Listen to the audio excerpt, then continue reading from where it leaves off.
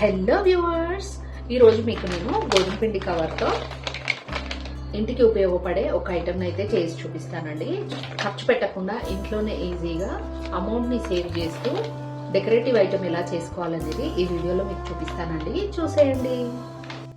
గోధుమ పిండి ప్యాకెట్స్ తీసుకున్నానండి. వాటిని ఇలా కట్ చేసుకుంటున్నాను. ప్రతి ఒక్కరింట్లో కూడా ఈ బ్యాగ్స్ యూస్ చేస్తూ ఉంటాం కదా, అయిపోగానే పడేస్తూ ఉంటాం. పడేయకుండా ఇలా రీయూస్ చేసుకోవచ్చు. అలాగే ఖర్చును తగ్గించుకొని ఇంటిని డెకరేట్ చేసుకోవచ్చు అన్నమాట. కవర్ని ఇలా ఫోల్డ్ చేసుకొని ఇలా పీసెస్ లాగా కట్ చేసుకోండి. ఒక్కో దాంట్లో నేను 3 పీసెస్ ఉండేలాగా పెట్టుకున్నాను. ఈ మూడింటిని ఇలా తీసుకోవాలన్నమాట.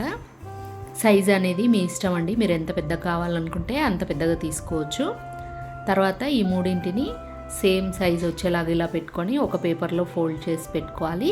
మీది నుంచి ఐరన్ చేసుకోవడం వల్ల స్టిక్కీగా అయిపోతాయి అన్నమాట. 3 కూడా అతుక్కొని ఈ పేపర్ అనేది గట్టిగా అయిపోతుందండి. కవర్ అనేది చూసారు కదా, ఇలా ఓపెన్ చేసుకుంటే 3 కూడా లేయర్స్ అతుక్కొని గట్టిగా అయిపోతాయి.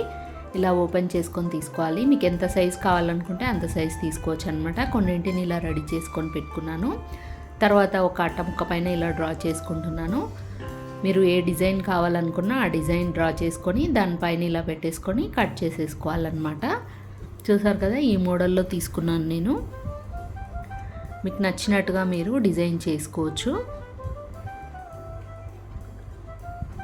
ఇలా అన్నింటినీ కట్ చేసుకున్న తర్వాత వీటికి గ్లూ అప్లై చేసుకొని చిన్న సీకు ముక్కలు ఉంటాయి కదా, వాటిని ఇలా అంటించుకుంటున్నాను.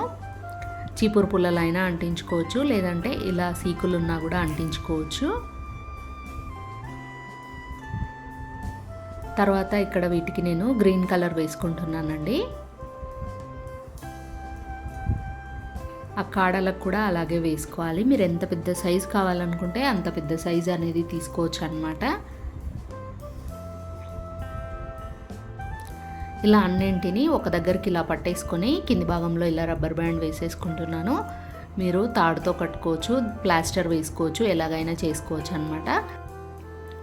ఇలా రెడీ చేసుకున్న దాన్ని ఇలా కప్లో పెట్టుకుంటున్నానండి. పగిలిపోయిన కప్పు ఉంటుంది కదా, అందులో పెట్టుకుంటున్నాను.